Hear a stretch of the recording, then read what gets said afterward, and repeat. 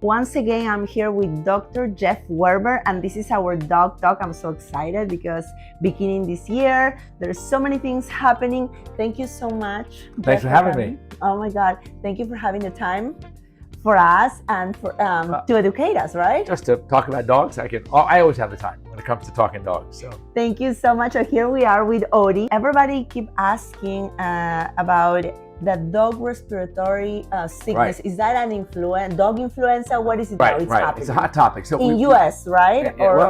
Mostly in the US. Okay.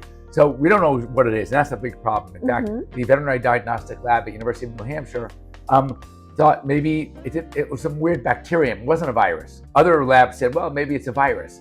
No one's been able to actually grow it. No one's been able to test it. Without that, we can't treat it. We don't know what to treat it with, because in order to test bacteria, the antibiotics or the antivirals, you have to grow it. You have to know what it is. Exactly. And you can't make a vaccine for it. So we're at a disadvantage, basically.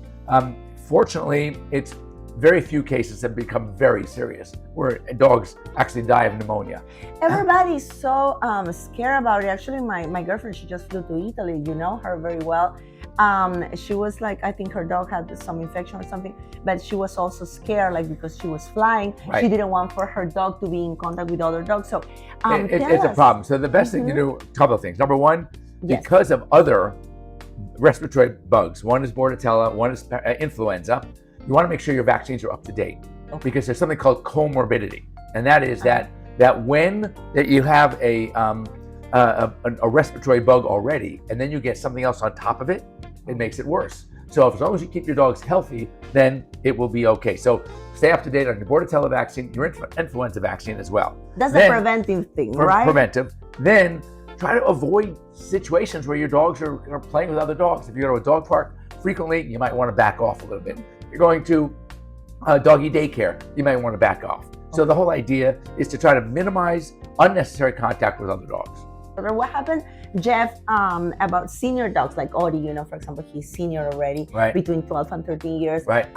Should we be more careful about it? Well, of course. And there's something called comorbidity. So any other problem that a dog might have, that getting any new infection could make it worse. Okay. So you want to make sure.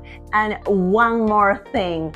Thank you. This is the prevention. And how do we detect the symptoms? Anything, it's going to sound like sometimes like I sound right now. Okay. They're going to be coughing. Okay. You might see respiratory distress. Okay. They have a little less energy. If they have trouble breathing, then you definitely take your pets to the veterinarian. Have them checked out first to make sure. Most of the time, it's going to be just fine. Your veterinarian will probably give some medication, treat it like a bacterial infection, because we can treat for that, and it just keep your pets well fed and otherwise healthy.